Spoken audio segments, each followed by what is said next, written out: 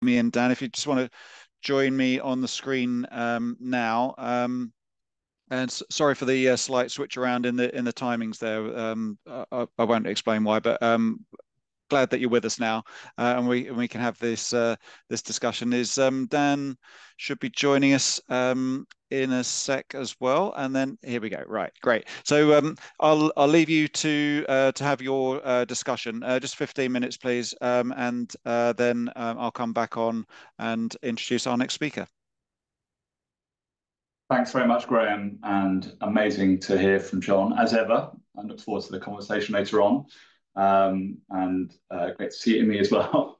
Good to see you. So I'll just briefly introduce myself, and then we'll start the conversation. So yeah, Dan Hill, I work for Dark Matter Labs. We're a not-for-profit design agency looking at knotty problems in the built environment, particularly with a focus myself on area-based retrofit, a small team. And just really happy to be here today to be talking with Immy, who's a long-time collaborator of ours and of mine personally. Very honoured to be talking to you today, Immy. I'm sure you can introduce yourself, maybe, and then we can kick off with a discussion about some of our collaborations. Amazing. Thank you, Dan. And yeah, lovely to be here with you as well. I'm Immy. I'm one of the co-founders of Civic Square. If you're a long-time Brummie, we used to be Impact Hub Birmingham, really focused on neighbourhood scale transition, where the communities and neighbours that live there are at the forefront of co-leading them. Brilliant. Well, so I suppose one kind of obvious question to kick off really is, obviously as a long time local person, also having worked in the civic sector for a long time, why are you getting involved in this very knotty and challenging problem retrofit? Well, because I think ultimately we know very clearly that there are, 1,000,001 ways that social issues play out in the world. They are knotty, they are interdependent. A low traffic neighborhood could move cars into a certain street that is full of people who are more marginalized from society, that increases their asthma levels and their health quality, that might be also compounded by the fact that they've got poor quality homes and the mold is affecting their children, which then goes on to affect their children's educational attainment, which then goes on to affect a number of things, right? And we know all of these stories. So one example, and I guess it was when we really came across some of Dark Matter Labs' work, where they started to really show the interconnections of retrofit as a complex system that has many, you'll remember this, I've got it there ready, this slide. Underperforming housing has all of these interconnections that are really significant and serious and have costs and impacts across many, many different layers. And so when you combine that with the work we'd been doing, which is what does it mean for communities to be at the forefront of our most complex problems? Because all of our work had shown that, when you put people right in the heart of a knotty challenge, the housing crisis, the land crisis, they understand it so clearly because they have lived and learned experience of those interconnections, and they can tell you really clearly where to leverage points need to be tapped into. And so that combination of all of our work at the hub and in our neighborhood really made us look at this idea of then how do you bring these ideas of large scale economic, social, climate, ecological transition into stories that impact people in everyday ways. And so warmer, safer, cheaper to run homes, that's something that everybody wants, right? Better quality health for their children, places that are more playful and hopeful and safer to walk in. These are all things that people really, really care about. Perhaps they're not thinking decarbonisation and biomaterials and carbon emissions at the forefront of their mind every day, but they're thinking about all the things that actually play out in their lives. And so for us, that was really the reason to kind of look at, okay, so through this place that is so sacred to us, the home, through this place that is so many experiences play out, if we can actually really think about systematic and systemic change through the retrofit of streets, it felt like a very, very important interconnection. And I guess finally, you know, those tweet memes where they say, what radicalized you? Well, what radicalized me was finding out from you in 2020, the amount of money that was going back to central government due to low uptake. And I was like, what do we mean low uptake? Well, there's low uptake of safer, cheaper to run homes on streets that we love in and yeah, that was the moment that radicalized me. So from 2020 onwards, we were like, okay, well, how do you reimagine this story of retrofit to be joyful, creative, systemic, in the everyday, at the scale of the street and the neighborhood? And that was what really brought on all the work that we've done over the last 4 years, which we can talk about a bit more. Yeah, I mean, it's such a wonderful response to me. I mean, obviously, one of the big challenges that you say is where in the system do you enter? How do you start that conversation? And I think maybe it'd be helpful to talk a bit about how you thought about, or how we thought about, that experience of starting that conversation with local people. Maybe an area that's a bit different from Balsall Heath, some different characteristics, and how we thought about some of those initial discussions and reflections on how well that went. Yeah, absolutely. And I guess Civic Square's kind of mantra is start where you are, right? And not as a start where you are in a kind of isolationist, you know, we're just going to focus on where we are and there's no global or national interconnections, but in a way where it's like your agency and your creativity and your connections are highest where you are. And for us, we use that then as like a fractal for like, this can happen here, and we're going to model something that could actually happen in many other places. So for us, like starting where we were in Ladywood was really, really important, and starting on a street that was that we already had connections with, that already had beautiful social capital and connections forged over many years. And then a street that's literal architecture and geography was not too dissimilar to the whole of the neighborhood, because I'm sure lots of other people will talk about patterns and pattern books and all sorts today, that also felt really, really important. And back in 2020 and 2021, when we started this work, it was a different landscape to where we are now, because you know, all of this led to us starting Retrofit Reimagined, going on the national tour of socializing those ideas.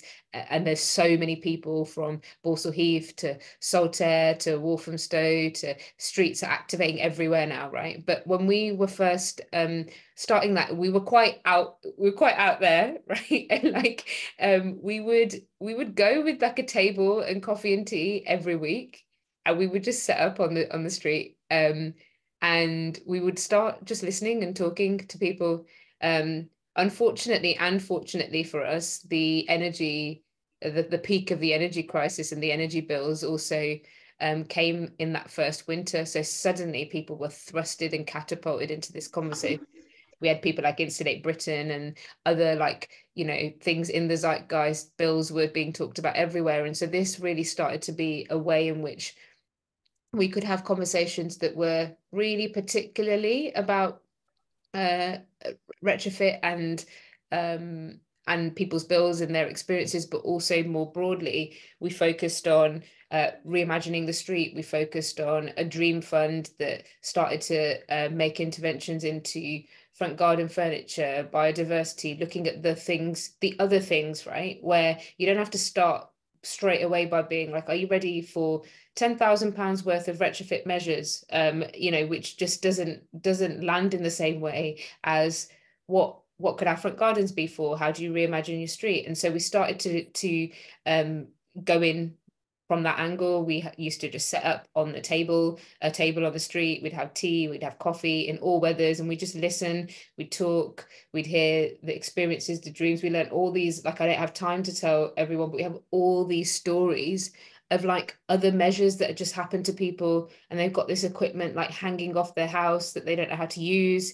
And you start to realize like the amount of tacit knowledge and wisdom, and also how we keep recreating these failed processes that like install measures but don't build literacy and agency in the people who live there.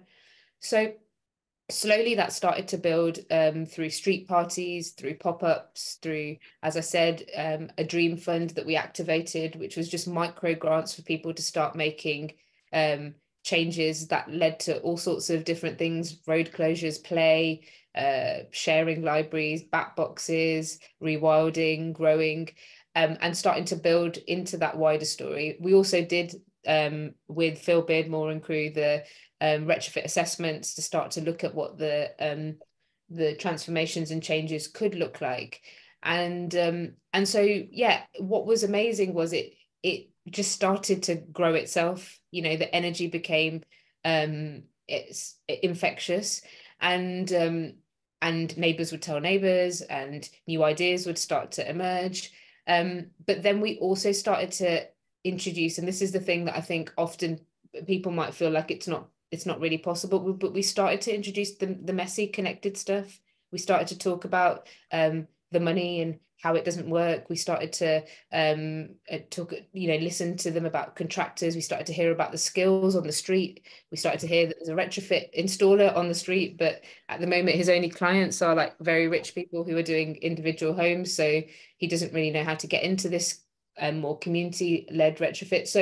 So that was like a little micro explosion of creativity and energy. And I guess in the next question, I'll tell you a little bit about, you know, where all of that cultivation and connectivity is sort of leading us to. But it was from that street, and it was from the work that we did with Dark Matter Labs at first, that led to the forming of Retrofit Reimagined as an idea. And so, you know, we first did the festival in Ladywood, and then it went national. So this thing that I always bang on about, which is like the answers really are in the wisdom of our places, and it is from there they will bubble up to create the sort of stories that can be national transformations and transitions. I guess that's something that we're touching on. To, you know, Civic Square is clearly an incredible organisation, and with very thoughtful and beautiful ways of acting. But I suppose a question or a challenge might be, how to make sure this is not a beautiful exception, and is there a really latent desire for a different way of doing and talking about this space around warmer, better homes, a more equitable energy system. And I guess in the last kind of couple of minutes, it'd be great to hear reflections on the experience of running the Retrofit Reimagined, or part of running the Retrofit Reimagined festival. Thanks so much, Dan. And yeah, like absolutely understand this piece about, is that a beautiful exception? And I think it's, for us, it's like important to hold those things in a healthy tension, which is there is demonstrations of possibility we can create that can change the sort of Overton window of possibility. And then it's that being careful that it's so specific, so beautiful, that it's like never can be recreated. Over the 2 years, the 2.5 years that we ran Retrofit Reimagined so far, we've been, you know, in the multiple thousands in cities and countries all across the UK. And we can see from the like explosion of street-based and community-based retrofit initiatives that are emerging that the energy is really incredible.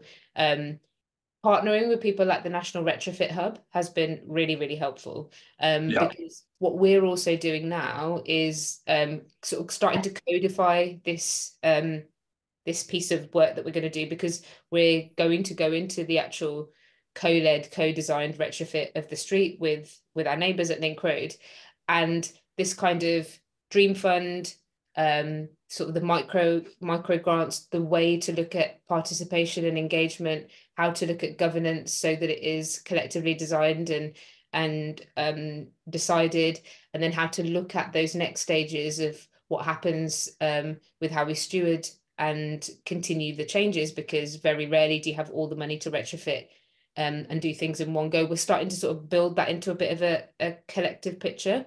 And so, but from my perspective, you know, if you just type Retrofit Reimagined in Google, you'll see the incredible energy across so many places, so many people. So I think we're hitting a tipping point, right? I think we're starting to see that not only is it not really possible to do this in just a top-down, very traditional way that looks at measures that are decided largely by other people and only consulted to communities through very fixed and rigid funding programs, I think we're starting to see it's just not even going to get us there. Whether you agree, whether you agree with the ground up work or not, it's just not going to get us there. And loads of times in history when we've had to like devolve as much power and agency to the people, we've understood that, right? We did it with the GPs, we've done it with the libraries. We know that the next era of transition is going to be devolving as much power and agency to communities to make these changes. And that doesn't mean communities can do everything. No way. They don't, you know, the feedback we've had is we don't want to do everything, but they have a huge role to play in that. And so yeah, I think the combination of these things is more for us as a field and as a sector to be really ready with demonstrations of how things could be, because the current system is getting to a moment where it's just not even going to get close to the type of numbers, the type of transformations we need. And I'll do one little shout out as well, because there's something I haven't talked about yet, which is we just released a piece with Dark Matter Labs called the 3 Degree Neighborhood. The other sort of piece I want to throw into this is that we don't have enough runway, enough road, enough whatever left to be thinking we can do very, very heavy petrochemical led, quite using quite damaging materials to retrofit every home like we need to. There's going to need to be huge amounts of innovation and creativity that emerge from that movement. So I'll share the link in the chat.